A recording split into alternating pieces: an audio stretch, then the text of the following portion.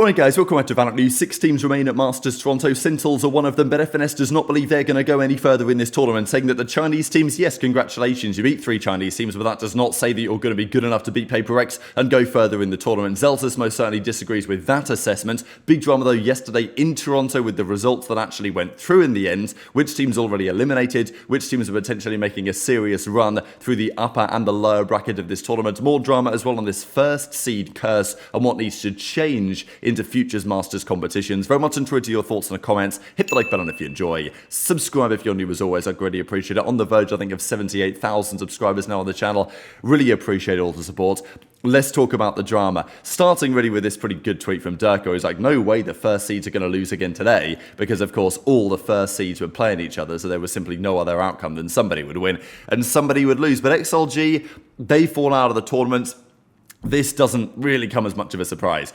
You know, we had the number 1 teams that were somewhat surprising, right? RRQ and XLG were both surprises to win their own region. And I know that there was talk at the time, and still the talk is definitely remaining to this day, about teams that were benefiting from the Teho meta, right? Now, obviously, G2 were always going to be the favourites here.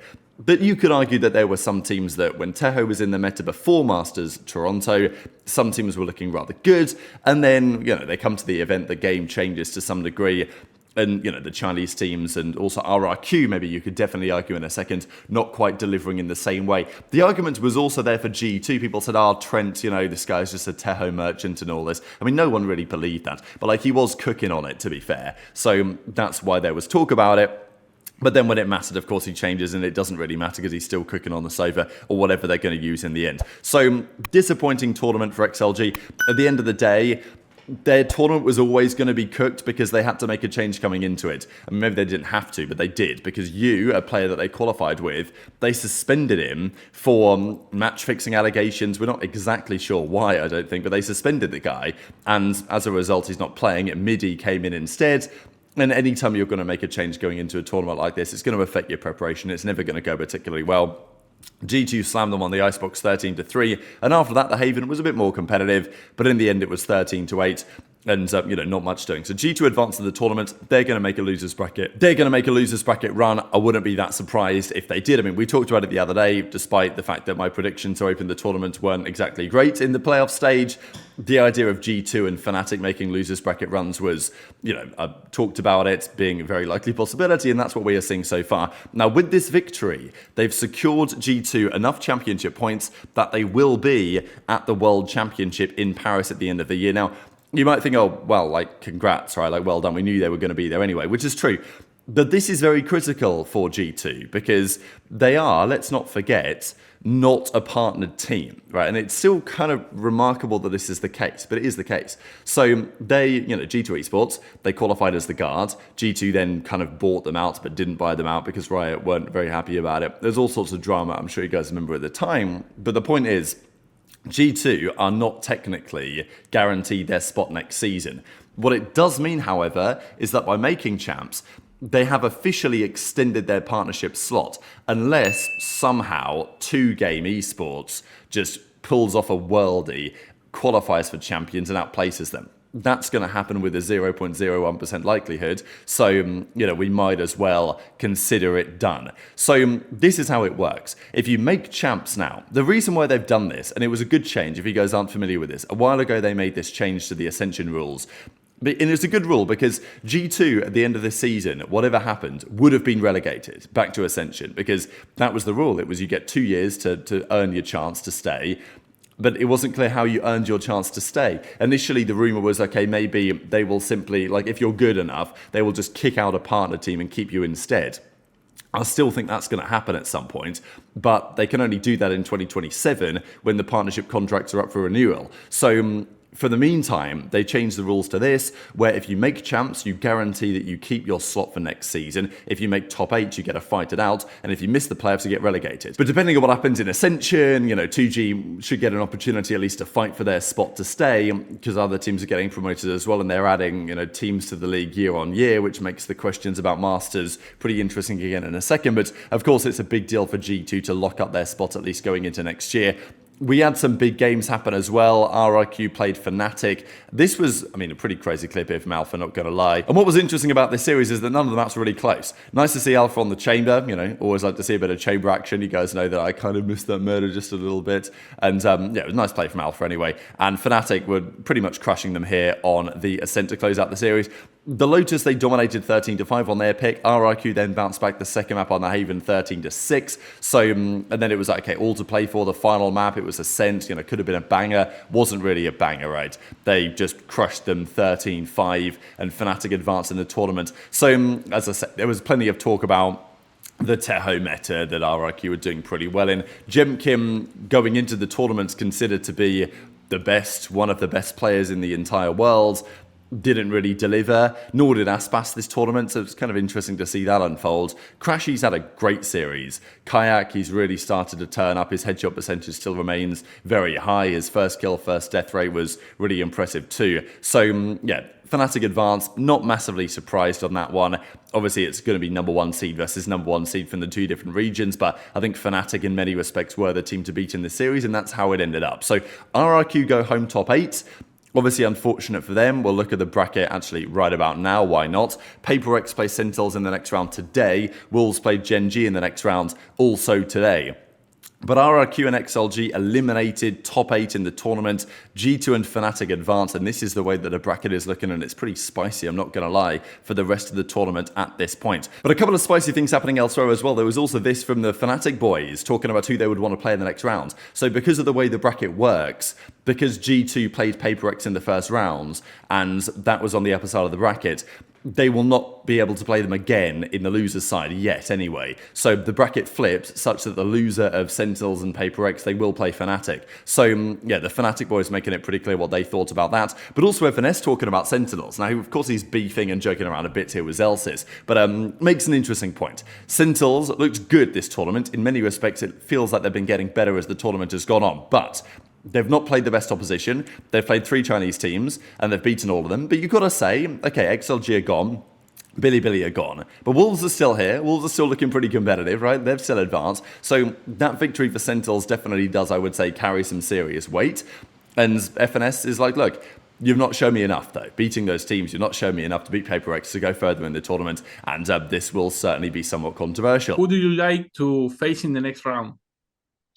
Sentinels. Sentinels. Sentinels. Sentinels, I guess, then. Sentinels. What? Sentinels? Yeah. Sentinels. Yeah, we need revenge, actually. They beat us at champs. Some of the veteran players. The players How does it feel to know after I win this event, I'll have more Masters than you? I can almost 100% guarantee that you are not winning this event. All you've done is farm Chinese teams, which, by the way, Chinese teams are great. There's nothing wrong with them. I love China, honestly. But they're obviously underperforming at this event. Clearly, if Sentinels is able to beat them, then they're obviously underperforming. Also, Zekin is absolutely putting you in his backpack. The second he falls off of form, I don't know what you're going to do with your life. So good luck with that. So just before we discuss the games for today, I wanted to dive into a bit more of the drama around the Masters format right now. So Josh RT talked about it, you know, is the format right that the first seeds get the bye? Because we know that every single first seed lost their first round game earlier in the tournament. Tournament momentum is real. I've experienced both sides. I'd prefer to play in the groups. That's what he said. Pretty remarkable to think about, but, you know, it makes sense all things considered. So there was some debate on this, right? Because the argument is, and I would possibly argue this as well, that a 12-team format is simply fundamentally flawed. Like, we do it in Call of Duty. It's not great. You know, you end up having, you know, in the way that Riot want to do it, going to like a straight-up double elimination playoff bracket over a couple of weekends. It's not the way to go. In Call of Duty, what they do is they have 8 teams that, you know, they start in the winners bracket, and then 4 teams start in the losers bracket. So, you know, how would you exactly do that? It would be, you know, basically the number 3 seed from the region would end up starting in a losers bracket for like a big 12-team bracket. But that's not really how Riot like to do it. They prefer to get down to a simple 8-team playoff bracket, which I understand as well, and that's okay. The issue is getting from 12 down to 8 is a bit of a problem with still allowing the 8 teams to get some time to play, because that's kind of what you want to see. And in an ideal world, we now have enough teams in global Valorant, I think, to do 16-team tournaments. Like, in my opinion, the Masters tournament should also be 16 teams. It would be a better product. More people would get to see their team play. And okay, maybe champions, I mean, maybe you keep it at 16, but you increase the stakes, right? At the end of the day, champions is still champions. I don't think there's anything, special about that necessarily needing more teams than the other tournaments necessarily. Back in the day in the Call of Duty world, the championship used to be 32 teams, and then the other events would potentially be fewer than that. So that's one way to look at it. But I think that the 12-team format that we currently have, there are a couple of ways you could do this differently.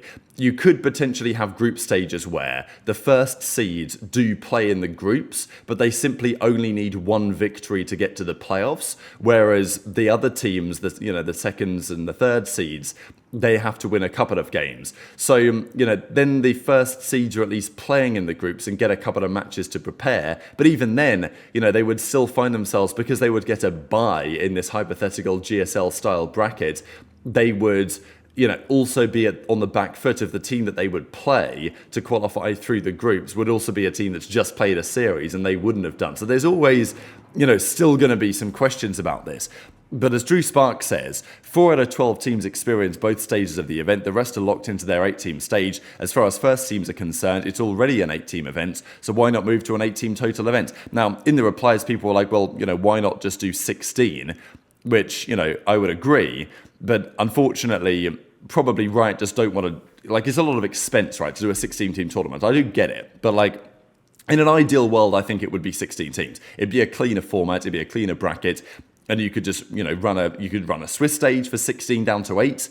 I mean, there's loads of ways you could go about it. But in my opinion, that's what I'd prefer to see. I don't really like 12-team tournaments in general. I think there are probably better ways to do them, but it's still been a big discussion point of yesterday. And as Zellsis says, 8-team events aren't fun nor competitive and they're Mickey Mouse. How would you deal with that issue then? So, I don't like 8-team tournaments either, really. Like, when you've got 48 teams bare minimum around the world and it's going up and up and up, getting that down to 8 for an international just doesn't really feel like the way to do it. But anyway, intrigued to your perspective on all that stuff, as always, in the comments section below. And today, we have some big games coming up. I'm not sure if Zellsis has done his predictions on these quite yet. Of course, those were his predictions of yesterday, and he went 1 for 2, I suppose. But as I say, today some big games happening. Gen.G Wolves, look, I love the Wolves run. I've got to think Gen.G are taking the win here. Paper X is really fascinating. I actually have no idea how to call this series right now. I think probably Paper X are the slight favourites, but and the fact that they beat G2 really impressive. But just to kind of counterpoint FNS, I'm gonna take Sentinels to win this one at a 2-1 spectacular. But very much enjoyed your thoughts in the comments. Hit the like button if you enjoyed. Subscribe if you're new. Take care, and I'll see you next time.